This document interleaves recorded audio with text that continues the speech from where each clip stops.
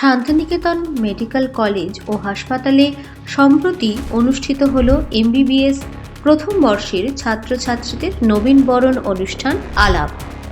উৎসব মুখর এই অনুষ্ঠানে নবাগত ছাত্রছাত্রীদের স্বাগত জানাতে উপস্থিত ছিলেন দ্বিতীয় বর্ষের শিক্ষার্থীরা।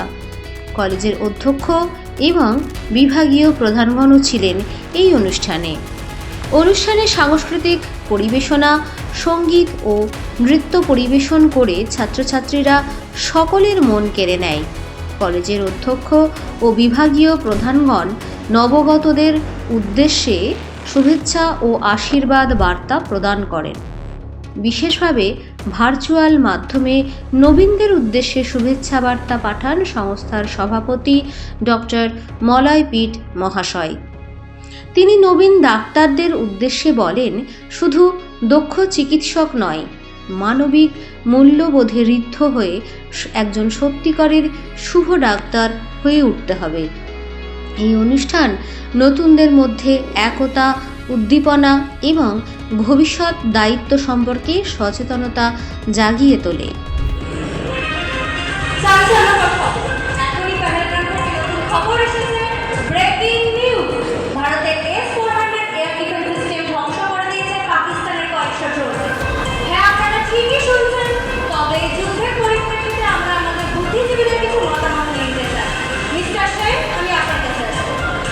দেখুন, পাকিস্তান আর যাই করুক, ভারতকে কোনোদিনও হারাতে পারবে না।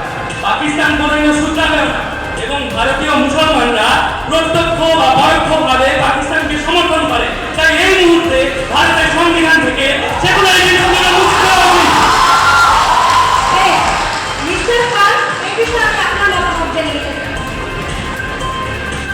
ভারতীয় সংবিধানের ব্যাপারে আপনি কি জানেন? ভারতীয় স্বাধীনতা সংগ্রামের ব্যাপারে আপনি কতটুকু জানেন? কি জানেন? এই স্বাধীনতা সংগ্রামে হিন্দুদের যতটা অবদান ছিল, ততটাই অবদান আমাদের মুসলমান ভাইদের ছিল। অন্যান্য ধর্মগুলি বাণিজ্যের ভেসে ছিল।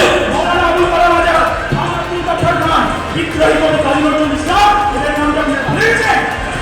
দু একজন ব্যতিক্রমী মানুষ, আমি ইঞ্জিনিয়ারের সকল মুসলমানের কথা বলছি। আপনি ভুল বলছেন।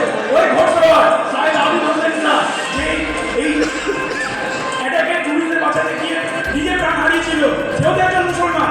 আর তাছাড়া সেকুলারিজম শব্দটিকে ভারতীয় সংবিধান থেকে বাদ দিয়ে দিলে আমাদের দেশের অবস্থা পাকিস্তানের মতো হয়ে যাবে। কারণ কোনো দেশে সংখ্যালঘুদের অত্যাচার এবং নিপীড়ন করে কোনো দেশ উন্নতি করতে পারে না। আমি তো কিছু বলি তোদের বিরুদ্ধে। আর তাছাড়া colonel Sofiya Qureshi, wing commander Rafika Singh দুজনে মিলেই তো ছুটিটা দিয়েছিল। সেখানে আমরা ধর্মের ব্যানার থেকে মুক্ত হয়ে মানুষ হিসেবে এগিয়ে এসেছিলাম।